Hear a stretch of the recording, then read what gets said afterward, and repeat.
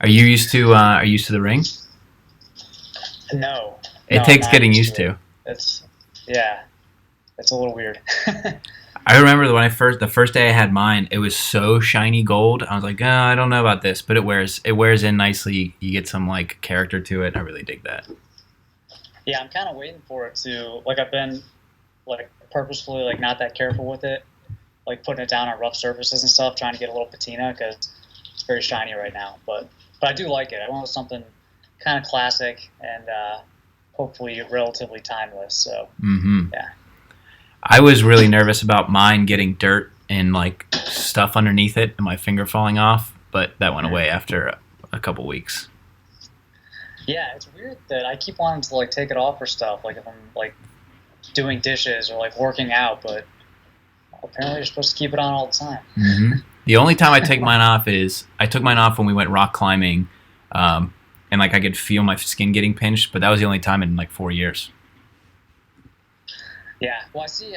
Also, there's a lot of companies make like the silicone rings now, which I guess are for like my brother-in-law's a firefighter, and so he wears like a rubber ring because Hmm. they're not allowed to wear metal when they're on duty. So I thought about maybe getting one of those just for like working out and stuff like that. But yeah, still getting used to it, and it matches pretty well with the new pickup here. I know. Checked it out on Instagram. Yeah, so yeah, I'm gonna do a video about that soon and some more content around that. So that's been fun. Well, mine, I've got the 7 on my Seamaster is red. It's like all the dates are black, but the 7 goes red, Mm. 007, that type of thing. So like today is pretty cool because every time I look at it, it's a little extra thing. That's a cool little detail. Yeah, and you've got the Cyclops. Yeah, got the Cyclops date, and it's funny. I actually had to because I wore it like nonstop right when it arrived, and then I didn't take it to Mexico because I was like, I don't really know where we're going, and like I'm gonna be in the ocean and stuff. So I took my Seiko, and which was it's a great vacation to watch. So I came back and this was dead, and I had to set it. And I was like, oh man, it's like the first time I'm setting it. I don't want to screw it up. I mean, because it's just I don't know, it feels like such a fancy watch, but it's a tough watch. So yeah, I had to reset the date, and it's got the quick set, which makes that easy. So it's been great. I don't think I'm gonna take it off for like at least a month. No, I just did a video on mine. I put it together and like I take it off like twice a week maybe to like switch out with outfits, but otherwise it's like every day. It's perfect. It's buttery smooth. I bet the quick set. Oh yeah, yeah. I mean, on everything, it just feels like it's different than my other watches. So very cool. Yeah, very excited about it. So this is talking watches and vacations with two guys on Skype. Yeah, I think I'm kind of Skype. I'm only Skype rich because I call a lot of companies internationally. That's what. Actually, I don't know your name, Kong MW. I don't know your real name, but I know you're a Pittsburgh guy. So good to see you out here. So what do we got here?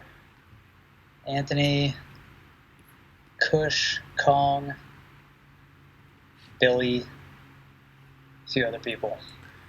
Nice. Yeah, thanks for coming out tonight. Hope you guys read Essentialism. I just finished it today, actually, which is if I could like put all of the stuff that I want to live by into a book, it would be Essentialism. And like every chapter, it kept like hitting certain points where I was like, oh yeah, I like it, especially when I hit the sleep chapter. It's like preaching everything that I've like. I tell people, I tell my wife, it's like I got to get to bed, I got to do this, and because like sleep to me is very important. But we can start out earlier than that. So, how did you read or listen to it? Did you do paperback or audiobook? For this one, I did audiobook via Audible, which I really like for nonfiction books because I'll do it when I'm exercising, cleaning, driving, stuff like that. So I listened to it once through, and then to prep for this, I just listened to a few other sections of it, read a couple summaries, just kind of brush up last minute, which is very non-essentialist. Yeah, But yeah, what did you read or do audio? I bought the physical book, but I can't. I don't know something about it. It's I can't get into reading physical books very well anymore. I'm so conditioned to the audiobooks. I get frustrated with myself that I can't read as fast as I would be listening, especially because I listen at 2 times speed. And I love the they added this about a year ago, the clips section. So you used to add bookmarks. You could do little notes in the bookmarks, but they added now clips, so you can go back and listen to like 30-second clips of the notes that you made. And so I've got like a bunch of notes at different points in the chapters where certain parts that I liked. And then what I usually do with that is I'll take that and then go into Evernote and then like take down the notes. I don't take the timestamps with me, but I'll just say like, here's what I liked about this section, and I'll make notes based on the clips that I grabbed in there. Got it. Nice. Yeah, I love the. Just like a podcast, being able to speed it up a little bit. I don't do. I think I do 1.5 times, but even that just makes it go by a lot faster. And once you get used to it, anything slower is just painfully slow. Yeah, and 6 hours is so quick for these books too. Like a lot of these business book comes in at like 6 to 8 hours, and it's like a breeze to get through. Totally, yeah. I have an Abraham Lincoln autobiography that is like 44 hours. That's just sitting in my queue because I'll get to it at some point. Yeah, that's a commitment.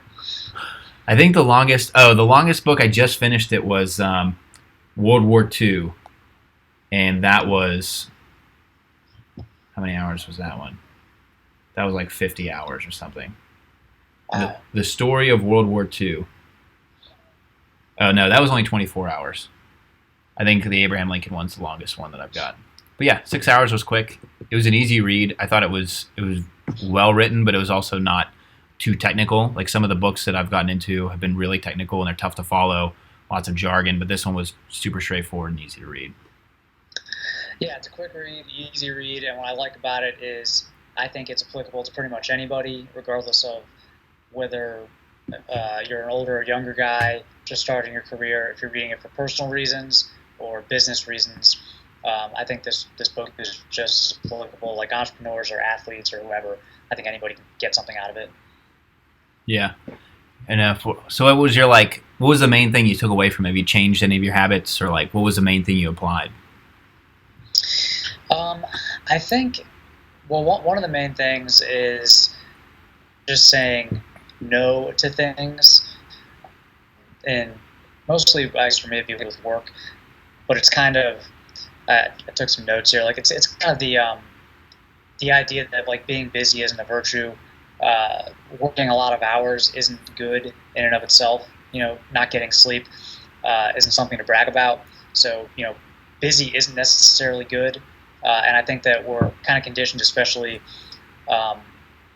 as younger professionals. When you're in your 20s, say, and you're first getting into work, say yes to everything, every opportunity, everything your boss asks you to do, everything a coworker asks for help. As entrepreneurs, a lot of opportunities, and it's easy to try to say yes to everything, basically.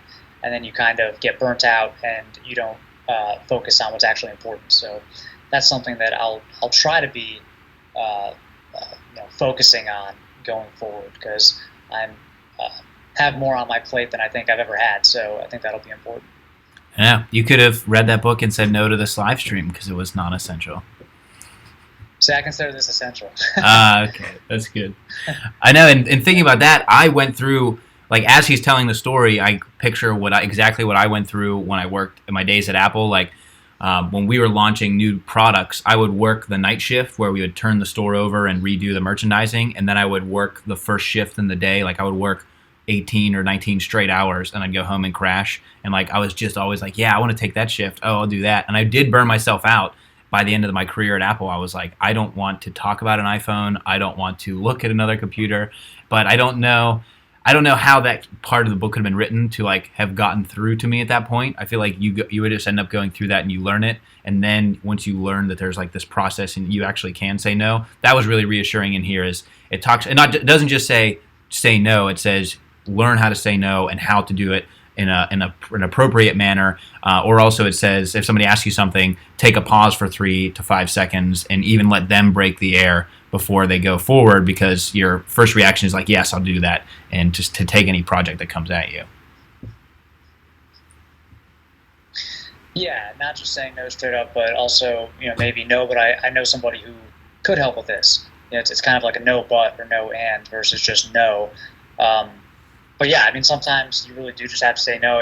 One example that he gives is like email autoresponders. Like when someone's on vacation or out of town, it's totally normal to set up an email autorespond that says, I'm out of town, I'll get back to you at this date. um, he used that for, you can use that for other things. Like if you're busy writing a book, you can say, hey, I'm heads down on this project until this date. I'll get back to you after that. I've seen other people do this. In fact, I think, does this TGV, Urban Gentry.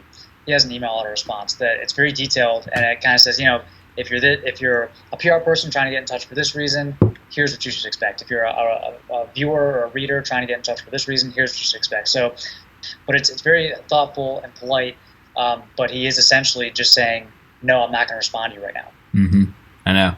Yeah, and Sam, you mentioned that it feels like an extended diatribe on quality over quantity. What I found with a lot of these books, and it can be a little bit frustrating, is like I listened to Grit by Angela Duckworth. She had a great TED Talk. She talked about grit and raising children that have this certain level of, I don't want to say grit again, but there's certain level of like moving forward and being able to overcome obstacles. And with all these books, they'll take a concept and they'll tell like a story or even two stories about the concept, and so they can like extend the book. I like that the book wasn't more than 6 hours. If it was 8, 9, or 10, it definitely would have like gone over too many topics again or repeated things. But I like how each chapter had a theme. Like I think of chapter 8 is the sleep chapter, and then the introduction. But each one really kind of hit on those things. But it's a great way. It's a great calling card for Greg McKeown. Is it McKeown? I wasn't really pronouncing it. I think it's McKeown. Yeah, I'm not sure. But yeah, he does. And he references a lot of. He references other books. One referenced multiple times, The Power of Habit, which Charles Duhigg, and that's a really good book too. But he doesn't spend too much time like rehashing that. He kind of says go read it, and he gives you like a little bit of the lessons from that book. But I think that I agree that a lot of these kind of business / personal development books can seem sort of padded, so they reach a certain word count. I don't think this book was like that. I think he didn't waste many words. True to the nature of the book, I guess, or the philosophy. I think it was, it was edited pretty well. Yeah. And he could be perceived as being difficult. That's totally true. And he does hit on that a little bit. It's not that you're saying no to every opportunity. It's you're just saying no to the non-essential stuff. And you need to have that internal filter for like, yes, this is good. Yes, this is something I need to focus on. And it's not just saying like, today I was working on something. As I was listening to the book, I was doing something that's at work, and I was just like, you know what? I probably could have said no to this. And so definitely find myself. And I know that in that moment, I could have said no, and they would have been like, oh, yeah, you got a lot on your plate. I totally understand. And so it's all about figuring out, like, yes, this is important, and no, I don't need to worry about that type of thing.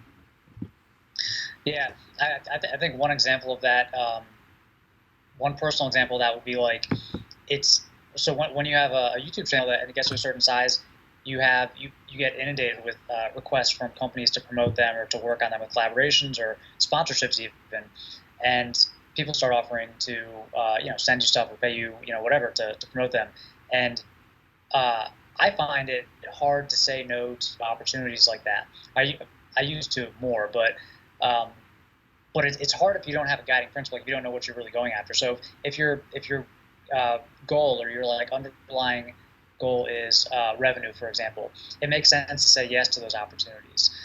If your underlying goal is to build the best, highest quality channel and audience that you can build, it doesn't make sense to say yes to those opportunities. It only makes sense to focus on the content that's really going to help you achieve that goal. So I think in order to be an essentialist, you have to know what your goal is and what you're really going after first.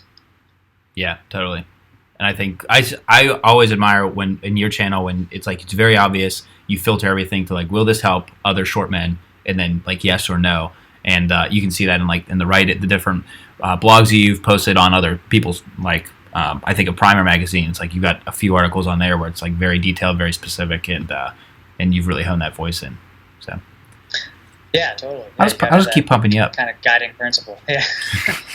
Well, actually one quote, I guess, or section of the book that I thought was really helpful for pretty much anybody, especially younger guys. This whole idea of like finding your passion, especially for millennials, like what do I do with my life? What should my life's work be? What should my mission be right now? And he says ask 3 questions. So it's what do I feel deeply inspired by? What am I particularly talented at? And what meets a significant need in the world? And those are like 3 criteria to kind of find what you should be doing right now with your time, what your work or your mission should be. I really like that because I think if it only meets one or two of those criteria, it might not be something that you should really be focusing on. But if it meets all three, then it is worth focusing on. So I kind of wish I had that framework, 10 years ago when I was trying to figure out what to do with my career. Yeah, and to that same, I might have been in that same chapter when he talked about the process of the interview at this company, and they go through a day, and then they ask the team, like, did you like this person? Would you work with them? And it's all about not fitting yourself into what you think the company would be. Like, if you go into doing something like you're saying that hits all three of those points, you will find a company eventually that will get there. Don't try and squeeze yourself into a certain mold that just because you like need or want a job. You really have to kind of figure out who you want to be. And I think about that personally. I interviewed at Heinz. It was right after Warren Buffett and 3G Capital had made this big investment in Heinz, and they gave a bunch of people pink slips and like, hey, you can retire. And I interviewed at Heinz, and I got to the second round, and it was like a CPG marketing role, and I didn't have any experience, but they were like, oh, it's a meritocracy. We'll take all these people in. And I remember being so distraught when I didn't get the role. But if I would have taken that, I wouldn't have landed at First Insight where I was. And like I look at that now, it's like that was a great thing that I didn't go forward with that. Actually, I had friends that took the job at the same time, and they ended up getting fired a year later. And so I was very upset at the time because I wanted that job and I needed a job essentially, but it wasn't the right one for me, and I can only see that with some different perspective. And so now when if I go through interviews, I can always like have that frame of like, you know what, that seemed like a pretty cool opportunity, but I know I'll find something, or I hope that I'll find something that's a little bit more appropriate. Right. Yeah. Yeah. Just because it's an opportunity doesn't mean it's a great opportunity for you. Just because you're good at it doesn't mean you should do it. Or just because you like it doesn't mean it meets a significant need in the world. And you see that a lot of times with businesses where someone has an idea, like this is a great business idea, but there's no demand for it, or at least the way that they're doing it, there's no demand for it. And so the business goes under, even though, yeah, maybe it's a great idea, but if no one wants to buy it, then it doesn't really matter, Yeah. So I think that's a really cool framework. Sam, I love that you brought up the wardrobe metaphor because that's literally how I've been approaching my wardrobe in the last year. So like I have all these clothes, I've built an incredible wardrobe, but I do still have a lot of stuff from when I first started my desk job. And I look at those shirts now, I'm like, I could probably still wear that shirt, but I've now gotten much better at saying like, all right, I've got this new thing, I like this better. This is either closer to my current style or a newer trend, and this dress shirt is great, but it would actually be much better served. There's a local men's shelter that I've been giving my clothes to recently, so I can try and like flush some of that stuff out. And so looking at it now is saying like, will I wear this? Or the biggest thing for me, especially as I've been cleaning out, as I've been moving to the studio, is what is the opportunity cost of having this?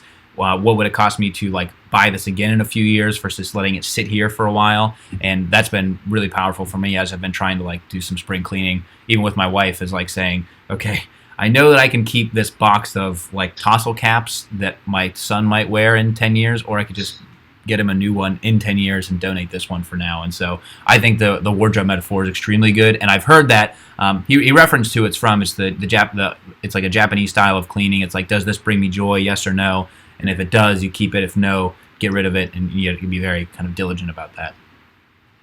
Yeah, I think that's KonMari, the KonMari principle or method. I think the wardrobe metaphor is perfect. I mean, and in that is, I think in that same section he talks about like the sunk cost fallacy and how people always overvalue things that they already own or they've already bought. And so one good way to try to get around that is to say, if I didn't already own this, how much would I pay to get it? And a lot of the times that's much lower than, for example, what you want to pay to get rid of it, or what you want to sell it for. And then there's been studies that show that when people already own something, they want more money to sell it to somebody else than they would actually pay for it to get it again. And so, if you have a bunch of stuff in your closet that you're hanging on to because it's, maybe it has sentimental value, or you're just victim to the sunk cost fallacy because you already paid for it and feel like if you get rid of it, you're not getting your value out of it. Ask yourself, how much would I pay to get this again? Probably not much, maybe even nothing, Mm-hmm. Yeah, and what you'll learn now that you're married is you just accumulate stuff like nobody's business, and you got to clean that out. Yeah, I heard that's especially true once you have kids and you just start accumulating things. Yeah, we do that with my son's toys now. Is like there's a bunch of stuff that he still has, and I do this now because I think, okay, well, I save this for the next one, or will I save this for XYZ? And the truth is, like, no, a lot of times it is better to flush it out, and it's now been filtering its way like through my other family members that have children, which is really nice. Like I wouldn't want to throw any of that good stuff away, but yeah, I definitely try to be more diligent about that. Yeah. I'm not being rude. I got the notes on my phone. That's what I'm looking at over on the side here. But I was wondering, with the importance of play, I loved the example that they gave in the interview process that there's like a correlation of people who played with Legos a lot as kids, how like not effective, but how well they would fit into this environment. And like you as a solopreneur and like running your own thing, do you find that you give yourself enough time for play? That's actually something I definitely struggle with, and it's very hard not to try to fill every moment with something. Like one example is, like if you sit down, or if I sit down to eat, drink my coffee, eat breakfast in the morning, I usually take my phone out and do something. Either check emails or watch a YouTube video. And it's very rare to just sit down and eat breakfast, or sit down and do nothing. Do nothing else at the same time. Not that multitasking is necessarily bad. He talks about that too, that it's okay to multitask as long as you're only focusing on one thing, like listening to an audiobook while you're eating breakfast. That's fine. But it's also important, I think, to have some time and space to either just do nothing or to play. And so for me, that would fall, like play would fall into, or things that would fall into the category of play would be like different types of like working out, like doing jujitsu or sports or anything like that, where your brain is just kind of turned off or kind of focused on something that's doesn't really matter. The outcome doesn't really matter. And I always feel better after I spend time like that. So yeah, I think it's important, and I'd like to spend more time with that. I've loved having an excuse now. Like we have huge boxes of Legos, and like Saturday and Sunday mornings, my son loves to build like trains out of Legos, and so like now I get the time to just build stuff with him, or even like the Brio, like the wooden train sets. I've built some pretty elaborate train sets at this point, and now I tell my whole family, like, my son wants trains like the Brio trains so we can build bigger ones, and it's partially for him and partially for me, but like that's really nice time that it's time I get to spend with him, but also time where like my brain is off. I'm not really thinking about work or the channel or anything else. I can just really focus on like having that time together, and so that's pretty cool. Yeah, it's awesome. Yeah, and also time, like, sometimes like when you're driving someplace in a car, or like running or something, maybe just not to have headphones in, or not to have an audiobook on or anything going, and just to kind of just sit there, I guess, in silence, or just kind of let your brain wander, I think is really important. Sometimes you can come up with ideas. I guess it's kind of like sleeping or dreaming, your brain's just kind of like defragging a little bit, so trying to spend more time like that. I know sometimes I think if my AirPods were waterproof, I would wear them in the shower, but that's why my best ideas come in the shower, is because I'm forced not to be thinking or listening to anything. Yeah, I have the iPhone 10 now, and it is waterproof, so now I find myself taking it in the shower and like playing an audiobook or something. It's like, do I really need something in there? Although I have to say, I did test it out with some underwater video, and it is. I was wondering if that was a GoPro or not. Yeah, that was my phone, which it feels really weird to just take your phone like underwater in a pool, but it's pretty cool. Yeah, I bet. And now I'm still rocking my old guy here, the SE. I still think it's the best phone they make, especially for short guys. You got small hands; it's the perfect size. The size is much better, but once you have that, you can't go back. Like the video, everything is so good. Oh, I know. I got my Micro Four Thirds camera hanging up above me, and it's like, I know it's not quite that good, but it's really, really good. Because my wife has the 8, so it's like not quite there, but the pictures are not incomparable. Yeah, totally. So what about my notes here? So I think the most important chapter to me was sleep, because it reaffirms like I know when I sleep at certain intervals, I don't perform well at work, or really like my whole day is thrown off if I don't sleep well. And so, like, to me, if there was one message that I want people to understand, and actually I'm going to be doing a video pretty soon on like health and wellness and things, but like sleep is I think so critical, not just to your physical health, your mental health, everything. But I think that was really important, and especially the part where he said that new people, the new status symbol in Silicon Valley is like, I got 8 hours of sleep, and I think that's a pretty cool trend, because I think it is very important. That is a very cool trend because I feel like it was the opposite, and it still is the opposite in most of the world. Where I mean, like how often when you ask somebody, "Hey, how's it going?" or "Hey, how are you doing?" Um, how often is like the default response like "good," "busy"? Everybody always says. I find myself saying that. It's like, "Oh, busy," as if that's some like badge. But yeah, I try to get. I pretty much do get 8 hours every night because I'm a mess if I don't. I'm a mess in the morning even if I do get 8 hours. So. But I like how he calls it protecting the asset. You are the asset, and you have to protect it. And so that means sleeping, eating the right stuff, exercising if you need that, and just like really protecting that first. Because if you don't do that, nothing else really matters. You can't get anything else done effectively if you don't protect the asset. Yeah, I listened to that part while I was booking a red eye home from San Francisco this week, so I felt pretty bad about that one. How much do you sleep?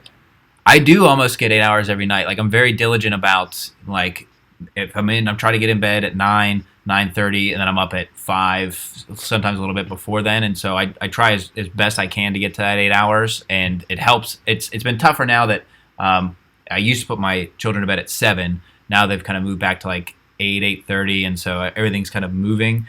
But I still think that if I was in complete control of my schedule, I'd still get up at 5:30, maybe 6, because I like the early hours. I get a lot of stuff done then. But I do think about like if I were able to just get up at some point. I don't enjoy sleeping in very much, but I love the 8 hours. Like for me, I know there are night owls. There's definitely like that contingent of people, but I'm definitely an early riser at this point.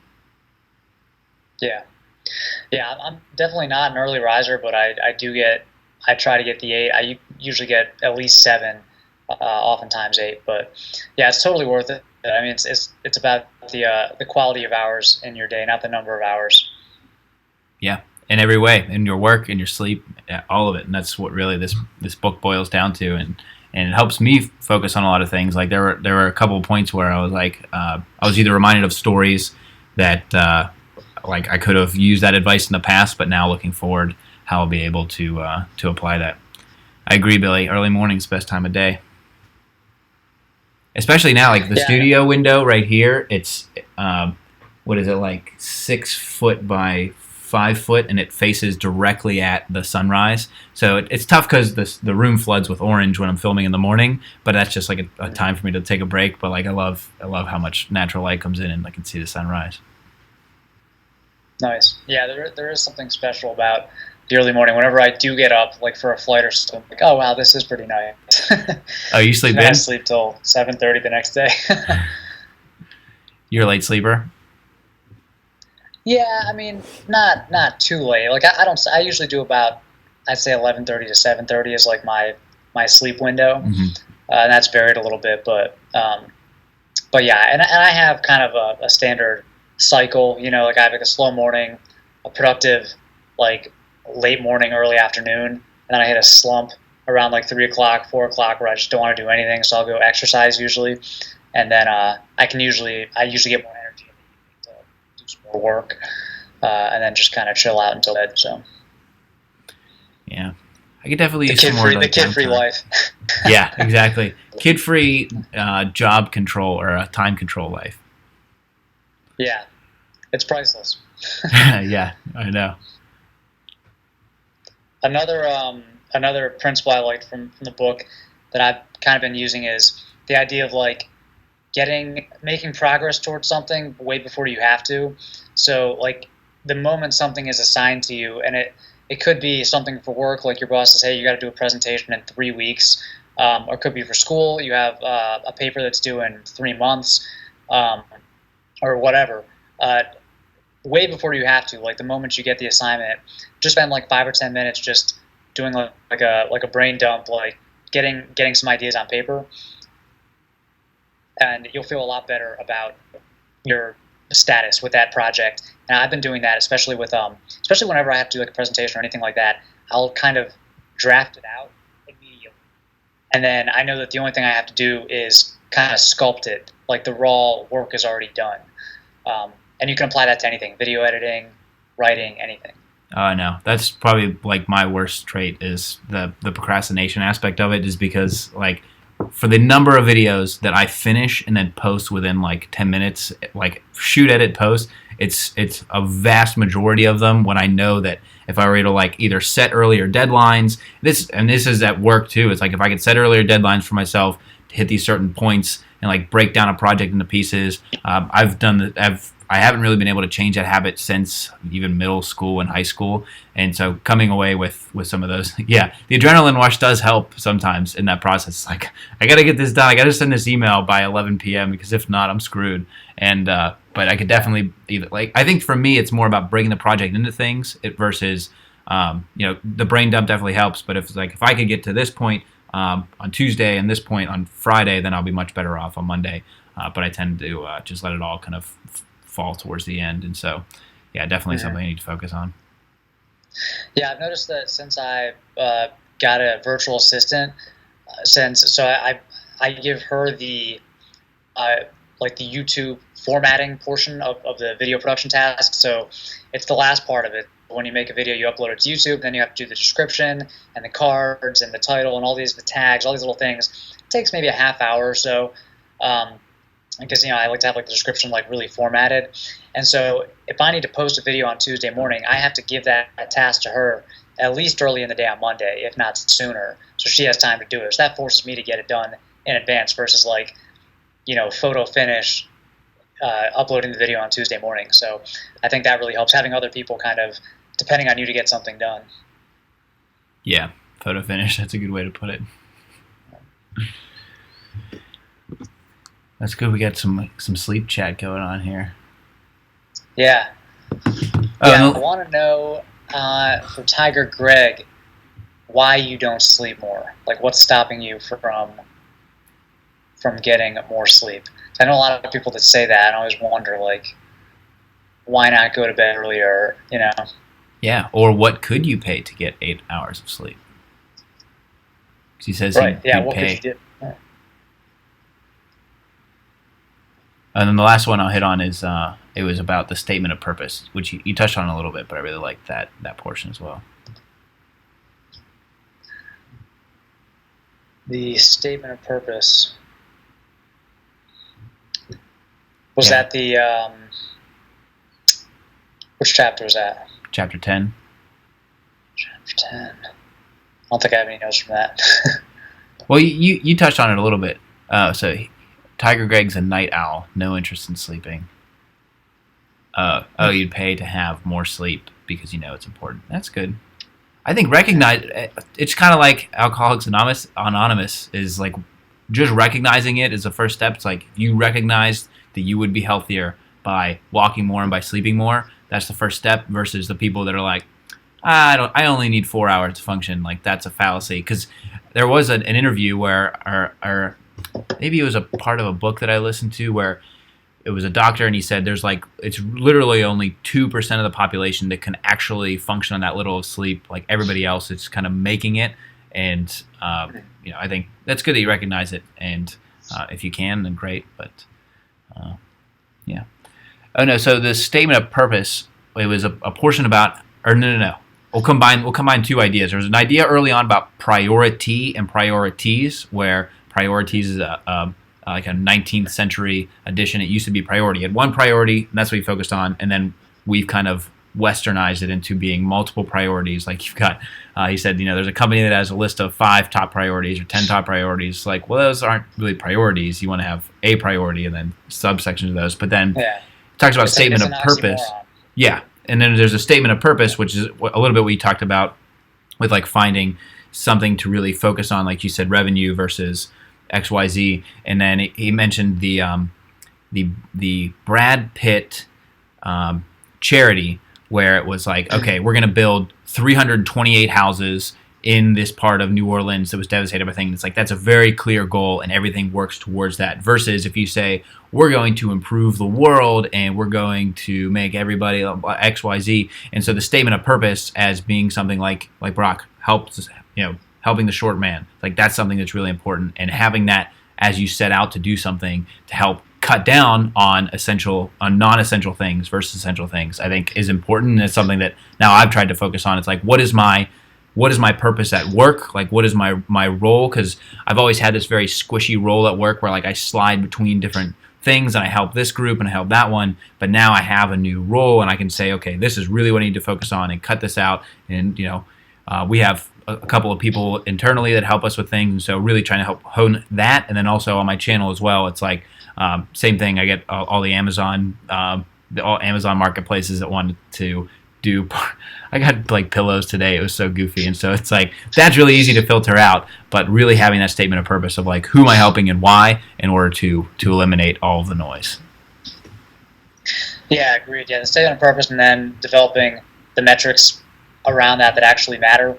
And sometimes the metrics are built in, like with the Brad Pitt charity example. He said we're going to build X number of houses, so it's mission accomplished once that number of houses is built, and it was a very attainable metric. It wasn't a billion houses; it was like 200 or something. Or sometimes you have to find the right metric. So, and I think for us especially, for really anybody, it's you got to find the metrics that actually are like strongly correlated to your goal, not the vanity metrics, because there's so many vanity metrics out there. Like for example, for us, it would be how many followers do you have on Twitter, or how many subscribers do you have on YouTube. That's a vanity metric. It doesn't really for most people, it doesn't really correlate with like your bottom line. So I would look at, okay, how many views is the channel getting, versus how many subscribers, because that really matters. Or for your business, like revenue is probably a big metric, or number of customers or customer satisfaction, not social media followers, So I think it's important to identify the metrics that actually matter and not just track every metric, because you track a lot if you want to. Yeah, I know. We track a lot in my day job, and I got to focus on this. Well, what are some of the other? You have any other like key highlights to hit on?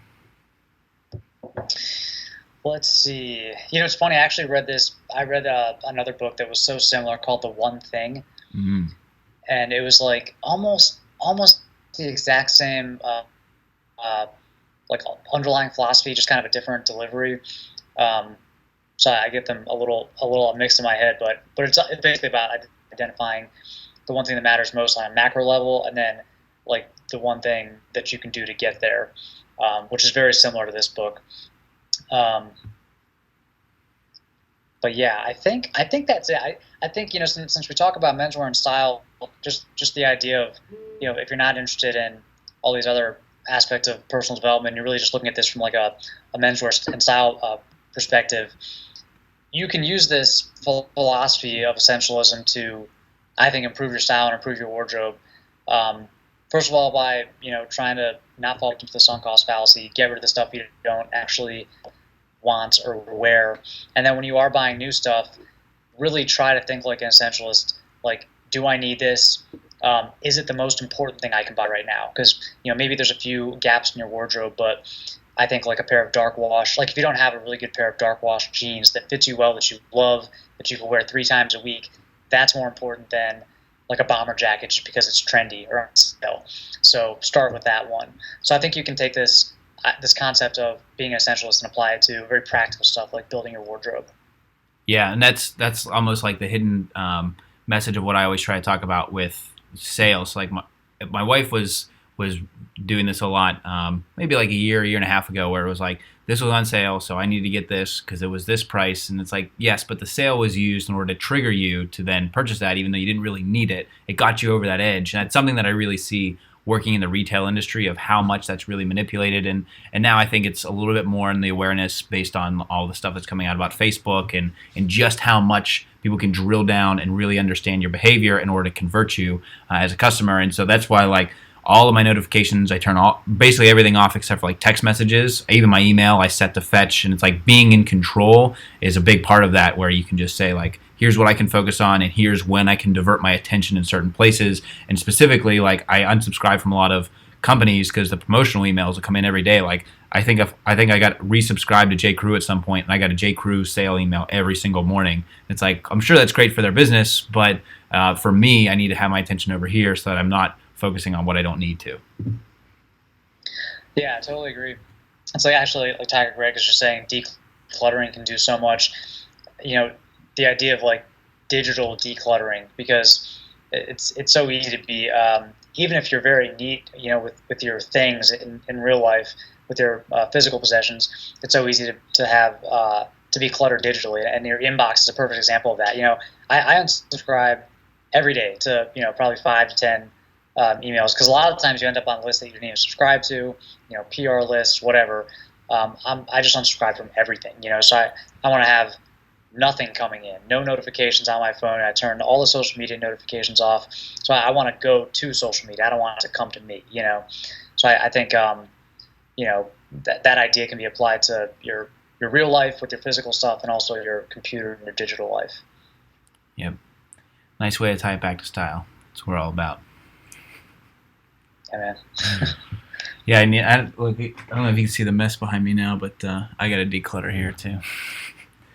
I got boxes of underwear. Actually, that's the J. Crew box over there. That's my steamer with all kinds of stuff.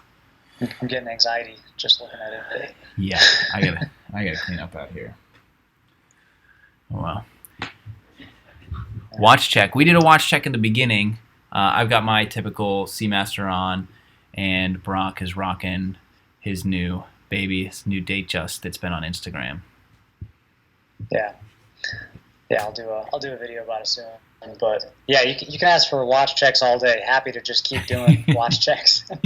That Jubilee bracelet. Yeah, I got the little Jubilee. It's really the bracelet is a lot lighter than I thought it was going to be, but it's so comfortable. Mm-hmm. Give a closer look here. So yeah, it's the new pickup. So I'll have to do another video about watches. Oh, I know. What to do a watch roundtable once we figure out how to properly stream on Skype. That's cool. Great. Well, thank you for recommending Essentialism. I know I've got a list of books I want to hit on the book club this year. You had mentioned Essentialism, and then agreed to come on to the chat, so I appreciate that. And I'm always looking for good ways to spend my Audible credits, because I've got the book a month thing, but I usually end up having 3 or 4 in the queue, and so I enjoyed Essentialism. And now I think the next one that was the top voted in the book club was Creativity Inc., which is about Pixar. And it was written by Ed Catmull, one of the founders of Pixar. I read that when it first came out. I loved it, and so I'm looking forward to revisiting it pretty soon here. So I'm going to let everybody know that that's the book for this next coming month. Very nice. Have you read that? Creativity Inc.? No, I haven't read it. I'll have to check that out. I usually alternate between fiction and nonfiction, so I'm reading a novel now, but I'll go back to a business, personal development book. Yeah. Yeah, I know. I would like to do a split screen. Google Hangouts is supposed to have the functionality where it can even, like, I've watched TGV does it, where it'll switch automatically between who's talking, and it's built into there. But I couldn't get it to work on my channel for some reason, and so I'll figure this out. This is only the 3rd month I've done the live stream, so I still have to work out the kinks. But thanks for hanging in there so far, and thanks Brock for coming on. And yeah, Creativity Inc. I love the cover. It's a silhouette of Buzz Lightyear, like conducting an orchestra. I'm into all the Pixar stuff, so that's pretty cool. Wait, you listen to Essentialism on YouTube? That's interesting, Billy. There are some really cool channels where, like I've watched a few of them where it's a whiteboard summary of certain books, a lot of business books. So it's like, I know Dave Ramsey's Total Money Makeover. I watched A 4-Hour Work Week, was one of the early ones that I watched. I really like those summary channels a lot. Yeah, there are some really cool channels. It'll be like 4-minute summary of the book, kind of hits the major points. Yeah, it's pretty cool. I do find, though, that if you read the whole book or listen to the whole book, it for me at least, you usually get a lot more in the summary because of the stories in it. Mm-hmm. Like you're saying, a lot of these books, they'll tell a few stories, maybe one for each concept, and I end up remembering better than just like the overall more like theoretical stuff. Yeah, Steve, that's a good tip. You put something in your wish list, and then you get alerts whenever they go on sale. I have a very long wish list. Actually, I've broken it into multiple wish lists, and I have some public, some private, and then like I've got one for like children's toys that my mom can see, and so like whenever she has birthdays and things coming up, she knows that those are like the ones that I like and everything. So yeah. And then Amazon is able to market to you better because they can figure out what you're thinking about when you're sleeping, and it's all data. Yep. Great. Well, thanks for hanging out, Billy, Steve, Tiger Greg, plus James. You jumped in. Looks like you jumped in towards the middle or the end there. Sam. And I do want to. What I originally wanted to try and do was bring like multiple viewers, multiple readers into this, and so I'll figure it out by the end. But so far, I've really liked having the excuse of reading a book and then having to do this, because this is my deadline now, where it's like I got to finish the book by this date so I can set the notes up. So that's great. And I think we lost Kong MW. He's a Pittsburgh guy because the Pens game is on. We got to see what the score. What is the score of the Penguins game? 1-1 with the Capitals. 7 minutes left in the third period. Cool. All right. Wow. My wife's probably up freaking out right now. So, well, great. Thanks, everybody. Oh, good to see you.